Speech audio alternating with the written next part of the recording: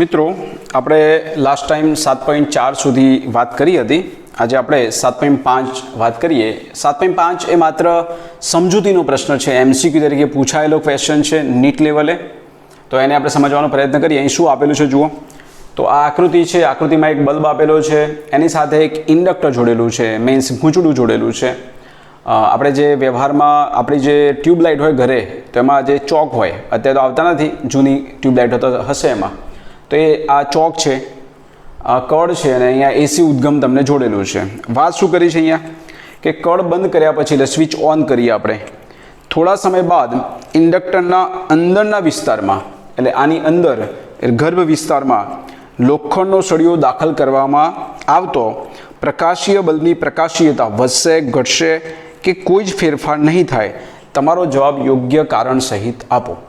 Okay, તો અહીંયા સમજવાનો પ્રયત્ન કરીએ આપણે કે આની અંદર તમે નરમ લોખંડનો ટુકડો મૂકો તો શું થાય. તો લોખંડ એટલે ફેરામેગ્નેટિક પદાર્થ. તો આપણે ચેપ્ટર 6માં ભણી ગયા કે કોઈપણ પદાર્થ, કોઈપણ જે ગૂંચળું આપેલું છે, મીન્સ સોલેનોઇડ આપણે વાત કરતા હતા, તો સોલેનોઇડના ગર્ભ ભાગની અંદર આપણે કોઈ ફેરામેગ્નેટિક પદાર્થ મૂકીએ તો એનું મેગ્નેટાઇઝેશન થાય, અને એ મેગ્નેટાઇઝેશન થવાના કારણે એની અંદર જે ઇન્ડક્ટન્સ છે એ ઇન્ડક્ટન્સમાં વધારો થશે. તો એલમાં વધારો થાય. મિત્રો ધ્યાન આપજો. અહીંયા પ્રવાહનું શું થશે આપણે સમજવું છે કે આની અંદર આ બલ્બની અંદર વહેતો પ્રવાહ એટલે આઈ એટલે શું થાય, તો આઈ બરાબર V/R. પણ R બે છે મિત્રો. એક આ બલ્બનો અવરોધ આવે R, અને ઇન્ડક્ટરનો અવરોધ શું બોલાય, તો આપણે ભણી ગયા ઇન્ડક્ટરનો રિએક્ટન્સ કહેવાય. જેમ કેપેસિટરનો રિએક્ટન્સ, એમ ઇન્ડક્ટરનો રિએક્ટન્સ. આને આપણે એક્સેલ વડે બોલીશું. અને એક્સેલ એટલે શું આપણે ચર્ચા કરીએ એ મુજબ, એક્સેલ એટલે ઇન્ડક્ટરનો રિએક્ટન્સ, જેને ωL કહેવાય. જો કેપેસિટર જોડેલું હોય, આપણે જે બોલીએ ને ટ્યુબની અંદર જે સ્ટાર્ટર હોય એમાં કેપેસિટર હોય. કેપેસિટરની વાત કરી હોય તો XC એટલે 1/ωc, રાઈટ. તો કેપેસિટરની વાત આવે તો જુદી વાત આવશે, ઇન્ડક્ટરની વાત આવે જુદી વાત. અહીંયા આપણે ઇન્ડક્ટર જોડેલું છે મિત્રો, બરાબર. તો ઇન્ડક્ટરની વાત કરીએ અહીંયા, ચલો અહીંયા તમે ફેરામેગ્નેટિક પદાર્થ મૂક્યો અંદર, આની અંદર, એટલે એલમાં વધારો થયો. એલમાં વધારો થયો એટલે એક્સેલમાં વધારો થયો એમ કહેવાય. આઈ શું થાય, તો આઈ બરાબર V/R. પણ R બે છે અને બંને શ્રેણીમાં છે, તો બલ્બનો અવરોધ R અને ઇન્ડક્ટરનો અવરોધ એટલે એક્સેલને આપણે બોલીશું ωL. આવું લખાય, બરાબર. જો કે આ રીતે નહીં લખાય, આપણે થોડું જુદી રીતે લખવું પડશે, એ પછી આગળ વાત કરું છું, પણ બેનો સરવાળો થાય મતલબમાં.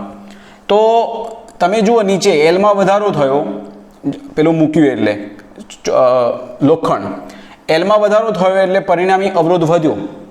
પરિણામી અવરોધ વધ્યો એટલે આઈમાં શું થશે, તો આઈમાં ઘટાડો થયો.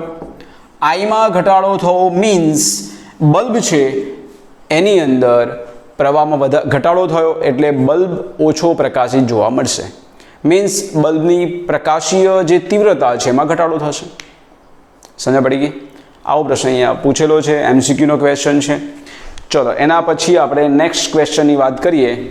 LCR શ્રેણી પરિપથમાં આપણે પરિણામી એક સમીકરણ મેળવવાનો પ્રયત્ન કરીએ. 2 માર્ક્સમાં જો પ્રશ્ન એ પૂછાય મિત્રો તો આવું હોઈ શકે. તમને શોર્ટમાં જ આપેલું છે ત્યાં LCR AC શ્રેણી પરિપથ માટે, LCR AC શ્રેણી પરિપથ માટે એનું વિકલ સમીકરણ બુકમાં તમને પૂરેપૂરું આપેલું નથી, આપણે એની ચર્ચા કરીએ છીએ. LCR AC શ્રેણી પરિપથ માટે વિકલ સમીકરણ મેળવો. એટલે L, C અને R ત્રણે આપણે શ્રેણીમાં જોડવાના છે, અને એની સાથે AC ઉદ્ગમ તમારે આપવાનું છે. ઓકે, તો જોઈએ આપણે. અહીંયા આપણે AC ઉદ્ગમ લઈએ. AC ઉદ્ગમ એટલે આપણે વોલ્ટેજ એટલે V બરાબર Vm sin ωt. એની સાથે 3 વસ્તુ આપણે જોડવાની છે. એક આપણે અવરોધ લઈશું, અવરોધ પહેલાં લઈએ, પછી આપણે ઇન્ડક્ટર વિચારીએ, અને એની સાથે ત્રીજી વસ્તુ એટલે કેપેસિટર. આ 3 શ્રેણીમાં થઈ ગયા મિત્રો, બરાબર છે. અવરોધ R, ઇન્ડક્ટર L અને કેપેસિટર C. કોઈ ચોક્કસ સમયે પ્રવાહ જો અહીંથી જતો હોય, કોઈ ચોક્કસ સમયે કન્ટિન્યુ આમ ના જાય, કારણ કે AC પરિપથ છે, કોઈ ચોક્કસ સમયે આ પ્લસ હોય અને માઇનસ હોય એવું વિચારીએ છીએ આપણે, દરેક વાર શક્ય નથી.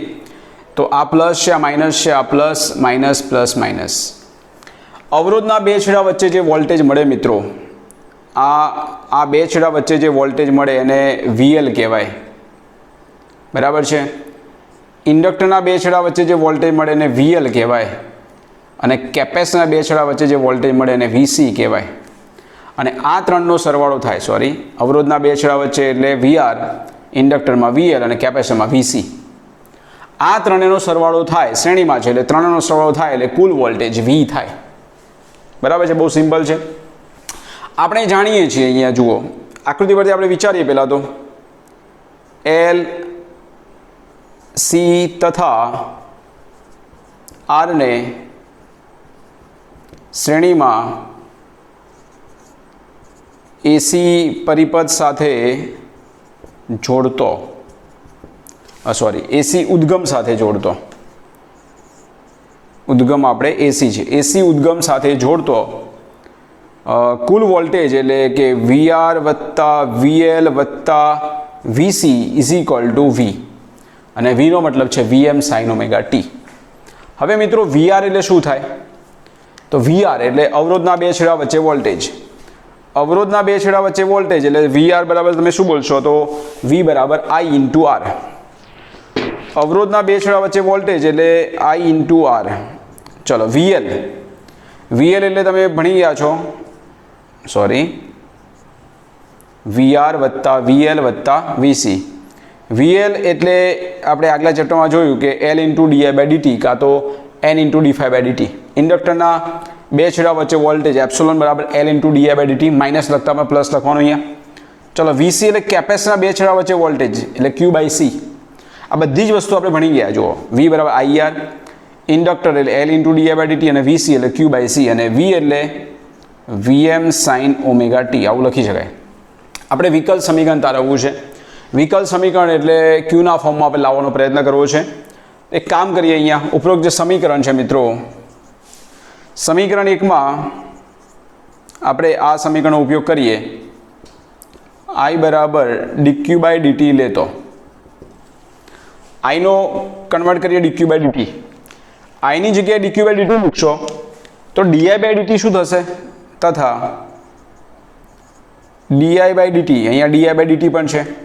di/dt એટલે આનું બીજી વખત વિકલન લાવવું કહેવાય d²q/dt², રાઈટ. તો સમીકરણ 1 શું લખાય જુઓ, તો સમીકરણ 1 આ રીતે લખાશે. I ની જગ્યાએ આપણે લખવાનું છે dq/dt એટલે dq/dt into R plus L. di/dt નો મતલબ થશે d²q/dt² પ્લસ ક્યુના ક્યુ રાખવાના એટલે Q/C બરાબર VM sin ઓમેગા t. આ બધું બુકમાં આપેલું નથી, પણ આપણે નીટના ક્વેશ્ચન માટે બધા માટે IMP છે ને આપણે અહીંયા કશું છે નહીં, આ સિમ્પલ જ છે, તૈયાર આપણે કરી લઈશું. આને આપણે થોડું આ રીતે લખીએ, સ્ક્વેર વાળું પહેલાં લખીએ એટલે L ઇન્ટુ d²q/dt², પછી સ્ક્વેર વગરનું એટલે R into dq/dt plus Q/C બરાબર VM sin ઓમેગા t. એક કામ કરો, આને L વડે ભાગી નાખો, એક સ્ટેપ બનશે વ્યવસ્થિત. L વડે ભાગી નાખો તો પહેલામાં આવશે d²q/dt² plus R upon L dq/dt plus Q/LC, સામે પણ L વડે ભાગવાનું એટલે VM upon L sin omega t. આ જે મળ્યું મિત્રો એને LCR શ્રેણી પરિપથનું વિકલ સમીકરણ કહેવાય. સમીકરણ આપી દો નંબર 2 માર્ક્સમાં પૂછે તો આટલું લખવાનું. સમીકરણ 2 જે LCR શ્રેણી પરિપથનું વિકલ સમીકરણ છે. તમને કંઈક યાદ આવશે આ વસ્તુ આપણે લખીએ ત્યારે. આપણે આવું ભણી ગયા છે, નોંધ સ્વરૂપે યાદ રાખજો. એટલા માટે નોંધ સ્વરૂપે કે નીટમાં અને ગુજકેટમાં કામ આપશે. આપણે આવું લખ્યું હતું કે 11મા ધોરણમાં કે d²y/dt² plus b/m into dy/dt અવમંદિત ગતિમાં. પ્લસ અહીંયા આપણે લખતા હતા ઓમેગા સ્ક્વેર વાય એવું કંઈક લખતા હતા, D square Y by DT square plus B by M into DY by DT plus omega square Y બરાબર F0 બાય એમ સાઇન કે કોસ જે આપ્યું હોય, સાઇન પણ હોય પણ એ કોસ પણ હોય, આપણે આઈ થિંક ત્યાં કોસ ઓમેગા ટી આવતું હતું, આવું કંઈક સ્ટેપ હતું મિત્રો. આ એવું કહેવા માગે છે, નોંધ સ્વરૂપે એટલા માટે લખ્યું છે કે કઈ વસ્તુ કયો રોલ ભજવે છે. અહીં સ્થાનાંતર હતું વાય એટલે, તો વાયની જગ્યાએ ત્યાં શું આવ્યું ક્યુ, ક્યુ એટલે વીજભાર. તો પ્રશ્ન તમને એમ કે આ જે રાશિઓ છે આ બધી કઈ રાશિઓ કહી શકાય, તો આ જે છે એ કરંટ માટે વાત છે, બધી વોલ્ટેજ કરંટની વાતો છે, એટલે એને આપણે ઇલેક્ટ્રિક ભાષામાં એને આયાંત્રિક રાશિ કહેવાય. વાય અને બધું જે આપેલું છે એ મિકેનિકલ રાશિ કહેવાય, બરાબર છે. અને અહીંયા જે વસ્તુ તમને આપી છે એ ઇલેક્ટ્રોનિક્સમાં આવતી બધી રાશિઓ છે. એટલે પ્રશ્ન એમ કે વીજભારનો રોલ એ અહીંયા જે વિકલ સમીકરણ આવતું હતું અમંદિત ગતિ માટે, એમાં વાયનો રોલ કોણ ભજવે છે, તો વીજભાર, અથવા વીજભારનો રોલ પહેલામાં કોણ ભજવે છે, તો સ્થાનાંતર. અહીં અવરોધ, તો અહીંયા બી એટલે અમંદન ગુણાંક આવતો હતો, એ પણ એક અમંદિત ગતિ એટલે મીન્સ અવરોધની વાત આવે. એક બીજી વાત અહીંયા ઇન્ડક્ટન્સનો રોલ ભજવે છે દળ, બરાબર. પછી તમને એમ કે જુઓ એક વસ્તુ તમને યાદ આવશે, ક્યુ તરીકે વાય છે તો ઓમેગા સ્ક્વેર શું થયું, તો ઓમેગા સ્ક્વેર એટલે 1/LC, તો ભણેલા છીએ આપણે. ઓમેગાનો મતલબ શું થાય, 1/LC, બરાબર છે. આ વસ્તુ પણ અહીંયા ચર્ચા આવશે, આ ચેપ્ટરમાં વાત આવશે મિત્રો, બરાબર છે. તમે ભણ્યા નથી હજી. F0 એટલે બળ, તો ત્યાં વોલ્ટેજ દ્વારા એ બળ મળશે, એવી વાત થઈ. બસ એલનો રોલ અહીંયા એમ ભજવે, એટલે કઈ વસ્તુ કયો રોલ ભજવે છે એના માટે આ કામ આવશે. એટલે આ થોડું યાદ રાખજો, તમે જેમ જેમ ભણતા જશો એમ તમને સમજ પડતી જશે. તો નોંધ સ્વરૂપે લઉં છું, એટલે કોણ કયો રોલ ભજવે, તો વીજભાર તરીકે ત્યાં સ્થાનાંતર આવતું હતું, આર તરીકે અમંદન ગુણાંક આવતો હતો, એલ તરીકે અહીંયા એલ છે તો અહીંયા દળ છે, સોરી, અને બીજું આવશે અહીંયા ક્યુ વાત આવી ગઈ, વી વોલ્ટેજની જગ્યાએ બળ છે. એટલે આ વસ્તુ થોડી સમજવાની છે આપણે, આ નોંધ સ્વરૂપે યાદ રાખજો. 2 માર્ક્સમાં મિત્રો આ પ્રશ્ન પૂછી શકાય, કશું જ કરવાનું નથી. ત્રણેના વોલ્ટેજના સમીકરણ લખો અને બરાબર વી, અને વી એટલે વીએમ સાઇન ઓમેગા ટી, અને એને તમે આઈનું ક્યુમાં કન્વર્ટ કરો, આઈ એટલે ડીક્યુ બાય ડીટી, તો ડીઆઈ બાય ડીટી એટલે D square Q by DT square. Okay, આ સમીકરણ આપણે યાદ પણ રાખવાનું છે.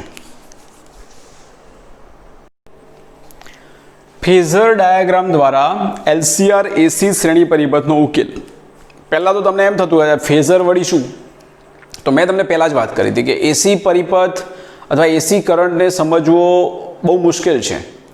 એને આપણે ડીપમાં સમજવાનો પ્રયત્ન કરીએ તો ઘણું બધું લાંબુ થઈ જાય, પણ આપણે ઉપર છેલ્લી બધી વાતો કરેલી છે. જે આપણે એસી કરંટ લઈએ છીએ એ એસી કરંટ પ્યોર નથી, એમાં આપણે કંઈક ફિલ્ટર કરવું પડે છે અને મેથેમેટિકલ રિએક્શનમાંથી પસાર કરવું પડે છે, અને એમાં આપણે શુદ્ધ એસી કરંટ લેવાનો પ્રયત્ન કરીએ છીએ. તો ઘણી બધી બાબતો એવી છે કે જેમાં એવું મેથેમેટિકમાં એવું આવે છે કે વાસ્તવિક ઘટક અને કાલ્પનિક ઘટક. વાસ્તવિક એટલે કે જે અવરોધની વાત આવે, અવરોધ એ વાસ્તવિક છે, પણ ઇન્ડક્ટન્સ અને કેપેસિટન્સમાં કેટલાક કાલ્પનિક ઘટકો આવેલા છે. એટલું બધું હું વાત નથી કરતો કારણ કે બુકમાં એ બધી ચર્ચા કરેલી નથી, બરાબર છે.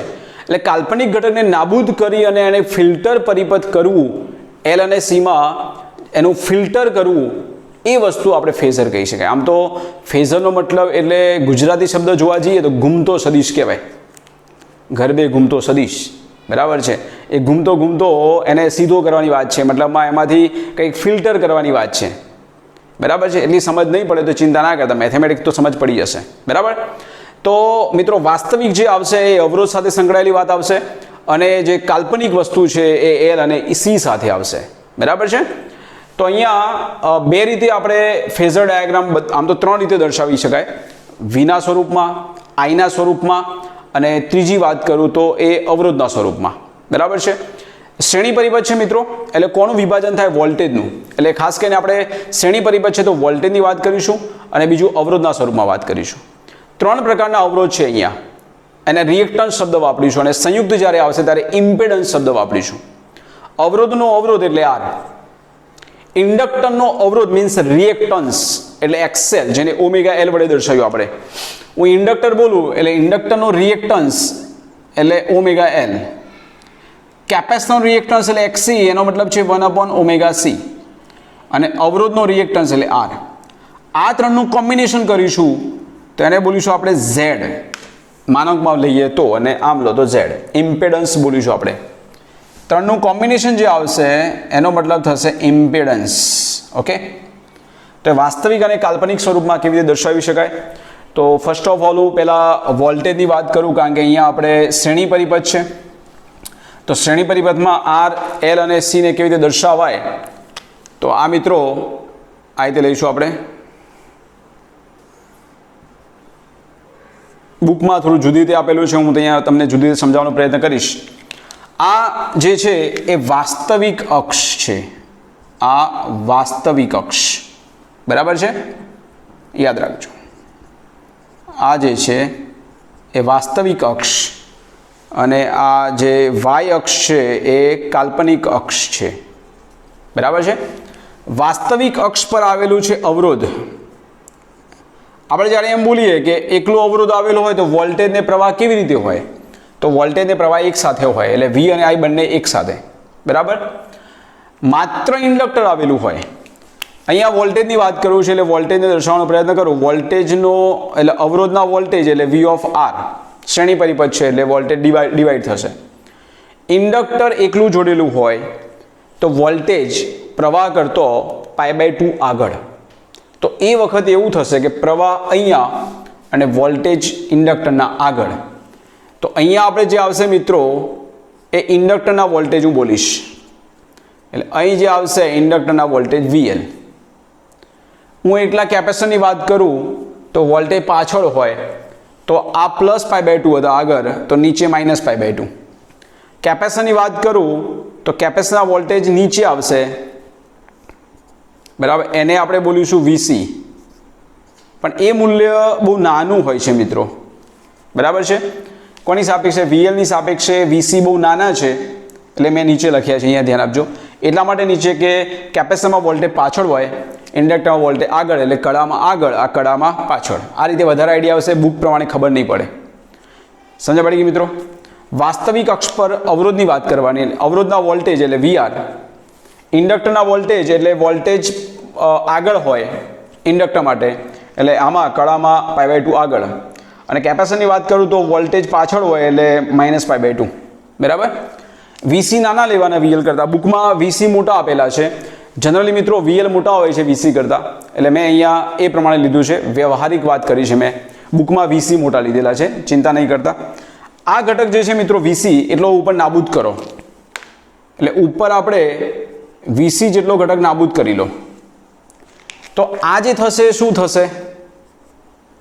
મેં શું કર્યું? VL માંથી VC બાદ કરી નાખ્યા, તો આ જે લખાશે એ VL - VC, રાઈટ. એને તમે R સાથે સમતલ બનાવો. ક્લિયર? આ હતું એ VL હતું, એમાંથી VC નાબૂદ કરી દીધા, તો આ VL - VC થઈ ગયું. તો સામે લખું કે VL - VC અને આ VR.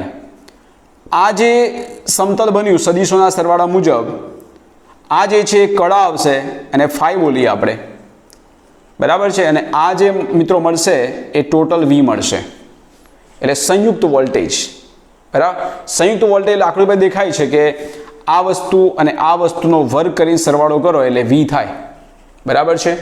એટલે V² બરાબર થશે VR² + VL - VC નો હોલ સ્ક્વેર, બરાબર છે. અહીં મિત્રો ધ્યાન આપો, બુકમાં તમે જોશો તો તમને બધાનો સરવાળો કહીને પણ આપેલું છે, પણ આપણે આકૃતિ પરથી જોઈએ તો આકૃતિ પરથી આ રીતે લખાશે. જુઓ, V ઓફ R શું થાય? હું એમ બોલું કે V ઓફ R એટલે અવરોધ માટે વોલ્ટેજ, તો V બરાબર તમે બોલશો VIR. I ના બદલાય કારણ કે શ્રેણી જોડાણ છે, શ્રેણીમાં I ડિવાઈડ નહીં થાય. હું એમ બોલું કે VL, તો VL શું લખશો? તો VL એટલે L × di/dt, બરાબર છે. પણ અહીંયા આપણે I ના ફોર્મમાં વાત કરવી છે, તો V બરાબર IR એટલે I કોમન, અને અહીં લખું કે XL, ચાલે ને? એક્સની જગ્યાએ ઓમેગા એલ પણ કહી શકાય. હું વીસીની વાત કરું તો વીસી એટલે વી બરાબર આઈ ઇન્ટુ એક્સી. બધામાં આઈ ઇન્ટુ આર જ કર્યું છે મેં, પણ ઇન્ડક્ટરનો અવરોધ એટલે એક્સએલ અને કેપેસિટરનો અવરોધ એટલે એક્સી. એક્સી એટલે 1/ωc. બરાબર છે. ચલો, ફેઝર ડાયાગ્રામ જે તમને આપેલો છે એના પરથી હું વાત કરું આકૃતિ પરથી તો આવું થશે. જુઓ, આકૃતિ પરથી આપણે વાત કરીએ, આ એનું ફેઝર સમતલ કહેવાય. તો આકૃતિ પર તમે કહેશો કે v² એટલે શું? તો કર્ણનો વર્ગ બરાબર બે બાજુનો વર્ગ કहीं સરવાળો એટલે VR² વત્તા VL માઇનસ VCનો હોલ સ્ક્વેર આવું થાય. એટલે v બરાબર લખો તો આવું કહેવાય, વર્ગમૂળમાં બે બાજુનો વર્ગ કરીને સરવાળો. કર્ણ બરાબર બે બાજુનો વર્ગ કરીને સરવાળો. બરાબર છે. અહીંયા બધી કિંમતો તમે એપ્લાય કરી દો. ઓકે, ચલો કિંમતો એપ્લાય કરીએ એટલે શું થશે? તો VR² એટલે શું લખાશે? VR² એટલે I²R² પ્લસ VL એટલે લખાશે IXL માઇનસ IXCનો હોલ સ્ક્વેર. બરાબર છે, થઈ ગયું. ચલો અહીંયા તમે જુઓ તો I² આમાં અને આમાં પણ I² છે, કોમન કાઢી લો. I² કોમન કાઢું તો આવું લખાશે વર્ગમૂળમાં R² વત્તા XL માઇનસ XCનો હોલ સ્ક્વેર. બુકમાં XC માઇનસ XL લખેલું છે આ V, પણ વર્ગમૂળમાંથી બહાર કાઢ્યું એટલે આપણે વર્ગ નીકળી જશે એટલે I લખાશે. ઓકે, તો આપણે અહીંયા I ને કરતા બનાવીએ તો I બરાબર શું થશે? તો I બરાબર થશે V અપોન વર્ગમૂળમાં R² પ્લસ XL માઇનસ XCનો સ્ક્વેર. આવું તમને સમીકરણ આપેલું છે. આમ તો કોના જેવું સમીકરણ છે? જુઓ, I બરાબર V અપોન R, પણ ત્રણ અવરોધ ભેગા આવ્યા એનું કોમ્બિનેશન એટલે આ. બરાબર છે. આને આપી દઈએ નંબર આપણે 2. સમીકરણ 2માં વર્ગમૂળમાં R² પ્લસ XL માઇનસ XCનો હોલ સ્ક્વેર બરાબર Z, અને એ Z જે છે એને આપણે બોલીશું પરિપથનો ઇમ્પિડન્સ અથવા ઇમ્પિડન્સ. બરાબર છે. તો ધેરફોર I બરાબર લખાય V અપોન Z. એનું આપણે મૂલ્ય લેવાનું છે, આ મૂલ્ય કહી શકાય. I બરાબર V અપોન Z. ઓકે, આ રીતે મિત્રો આપણે પ્રવાહ અને વોલ્ટેજની ગણતરી આપણે કરી શકીએ. જો પરિપથમાં ત્રણે ત્રણ વસ્તુ જોડેલી નથી, R અને ઇન્ડક્ટર આપેલું છે, તો આ ઘટક નહીં આવે. તમને એમ થતું હશે કે આ VL માઇનસ VC ને આ બધું શું છે, કેમ એકબીજાને નાબૂદ કરે છે? તો ઇન્ડક્ટર અને કેપેસિટરનો ગુણધર્મ જુદો છે. વોલ્ટેજ ઇન્ડક્ટરમાં આગળ છે, કેપેસિટરમાં પાછળ છે. પ્રવાહની વાત કરો તો કેપેસિટરમાં પ્રવાહ આગળ છે, વોલ્ટેજ પાછળ છે. એટલે એકબીજાની વિરુદ્ધની કામ કરે છે. આ બધી વાતો પ્રેક્ટિકલી તમને એટલે મીન્સ દાખલા ગણશો ત્યારે બહુ ઇઝી લાગશે મિત્રો. બરાબર. I બરાબર V અપોન R. R એટલે ત્રણ અવરોધ ભેગા આવ્યા, એ ત્રણનું કોમ્બિનેશન, આ અવરોધનો રિએક્ટન્સ, ઇન્ડક્ટરનો રિએક્ટન્સ અને કેપેસિટરનો રિએક્ટન્સ. બરાબર છે. અને એને સંયુક્ત બોલીશું આપણે ઇમ્પિડન્સ. જ્યાં આપણે લખવું તો લખી શકીએ છીએ, જ્યાં અહીં લખી દો, જ્યાં XL is equal to omega L તથા XC એટલે 1/ωc. બરાબર છે. આને આપી દઈએ આપણે નંબર 3. એને આપણે થોડું જુદા ફોર્મમાં દર્શાવવું હોય, અવરોધના સ્વરૂપમાં દર્શાવવું હોય તો પણ દર્શાવી શકાય. તો આ રીતે વાત કરીએ આપણે. ફેઝર ડાયાગ્રામને ઇમ્પિડન્સના સ્વરૂપમાં દર્શાવતો, આપણે જેમ વોલ્ટેજના સ્વરૂપમાં દર્શાવીએ એમ ઇમ્પિડન્સના સ્વરૂપમાં દર્શાવીએ.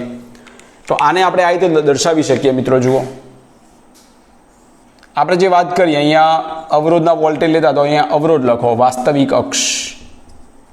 બરાબર છે. આ કાલ્પનિક અક્ષ છે. અહીંયા આપણે VL લખતા હતા તો અહીંયા આપણે XL લખવાનું.